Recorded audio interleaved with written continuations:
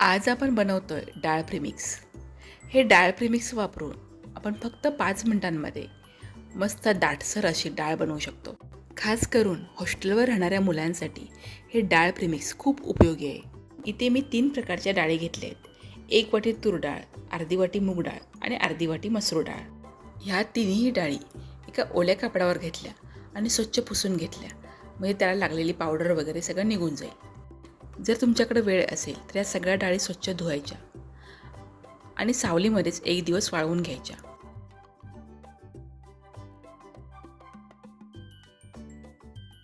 आता ह्या तिन्ही डाळी एकत्रच आपल्याला भाजून घ्यायच्या आहेत.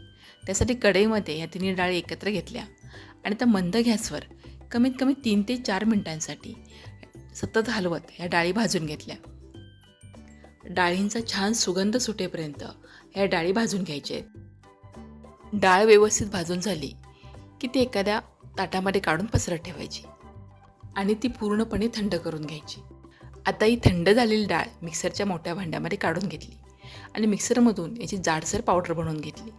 पावडर एकदम बारीक बनवली नाही, ती थोडी जाडसर ठेवली आहे, म्हणजे जसं जाड रवा असतो किंवा भगर असते ना, अगदी तशीच. आता एका कढईमध्ये 4 चमचे तेल घेतलं.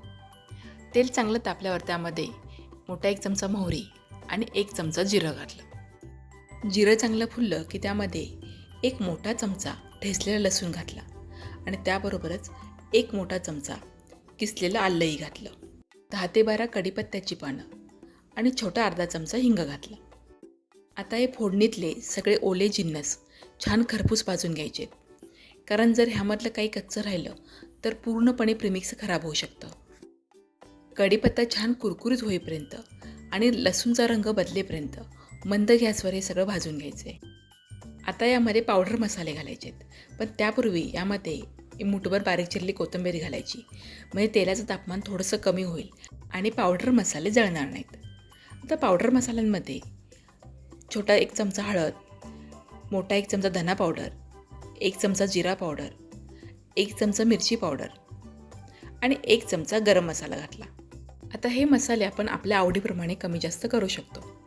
आता मसाले घातल्यानंतर पुन्हा ते 1 ते 1.5 मिनिटांसाठी मंद गॅसवरच परतून घ्यायचे आहेत आणि आपण फोडणीमध्येच कोथिंबीर घातल्यामुळे कोथिंबीर छान तेलामध्ये भाजली जाते आणि त्याचा स्वादही फोडणीमध्ये चांगला उतरतो. मसाले चांगले भाजून झाले की त्यामध्ये डाळीची पावडर घालायची आणि तीही पुन्हा 2 ते 3 मिनिटांसाठी मंद गॅसवर परतून घ्यायची. त्यामुळे डाळीला मसाले अगदी खूप छान लागतील. आता तुम्ही बघू शकताय मसाल्यांचा रंग डाळीला किती छान आला आहे. आता सगळ्या शेवटी यामध्ये चवीनुसार मीठ घालायचं आहे. मीठ घातल्यानंतर डाळ पुन्हा एकदा चांगली परतून घ्यायची आणि एका ताटामध्ये काढून ठेवायची, ज्यामुळे ती लवकर थंड होईल. आता हे आपलं डाळ प्रीमिक्स तयार आहे.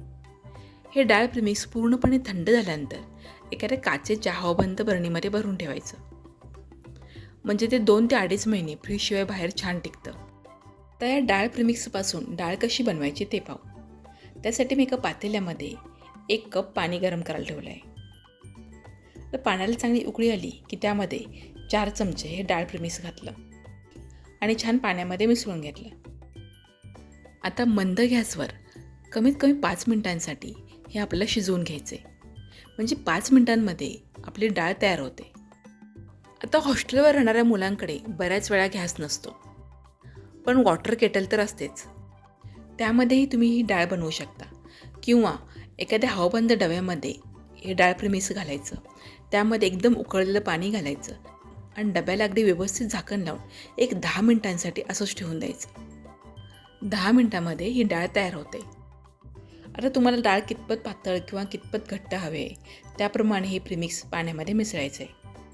तर आज आपण फक्त 5 मिनिटांमध्ये तयार होणारी डाळ बनवली आहे.